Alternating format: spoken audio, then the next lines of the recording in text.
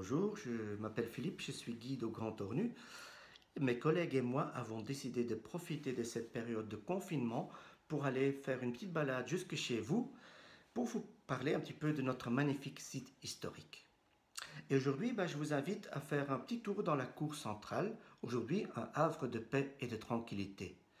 Cette cour a été conçue dans un style résolument néoclassique autour de formes et de volumes géométriques très simples, dans notre cas un carré, prolongé par deux demi-cercles, entouré de courbes avec des arcades en plein cintre et des porches surmontées de frontons triangulaires. Mais au départ, cette cour était une véritable ruche où les différentes classes publiques pouvaient se côtoyer. Dans les droites, on avait d'un côté l'atelier de construction des machines, avec en face la maison des ingénieurs, que les mineurs surnommaient d'ailleurs les cols blancs, puisqu'ils portaient toujours une chemise plus blanche que blanc. Les courbes étaient plutôt occupées par des ateliers divers comme des fonderies, des vanneries, des scieries, des menuiseries, des fours à coke ou des garages pour stocker du matériel.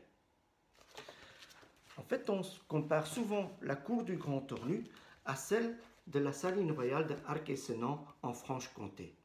Il s'agit là d'un lieu industriel conçu une cinquantaine d'années avant le Grand Ornu par l'architecte Claude Nicolas Ledoux, d'abord architecte royal et ensuite architecte visionnaire qui va publier en 1802 les précis de l'architecture. C'est juste à ce moment-là que Bruno Renard effectue ses études en architecture à Paris et donc il va certainement lire ce document et s'en inspirer pour la conception du site du Grand Ornu. On peut donc bien voir que les courbes et les arrondis sont très prisés dans l'architecture industrielle au XVIIIe et au début du XIXe siècle.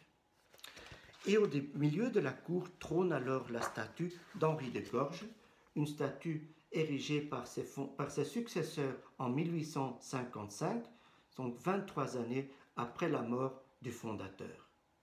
Cette statue est en fonte et elle a été créée par l'artiste anversois Égide Mello. Mais saviez-vous que la statue s'est fracassée par terre? Eh bien oui, mais pour cela, il faut remonter le temps jusqu'au 21 juin 1989. Imaginez-vous, c'est la veille de la signature de l'acte d'achat par la province des Hainaut. Et bien ce jour-là, Henri de Gorges saute de son piédestal. Est-ce que c'était de joie ou de colère? On n'en sait trop rien. S'agissait-il d'un acte de vandalisme?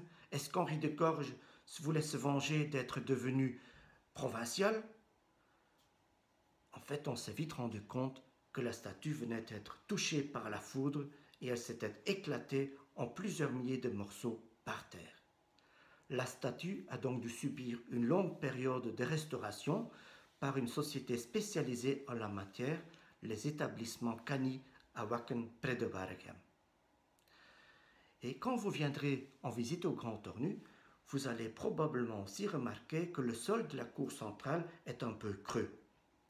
Là, c'est une idée de l'architecte ornutois qui a fait les restaurations du site dans les années 1970, l'architecte Henri Guchet.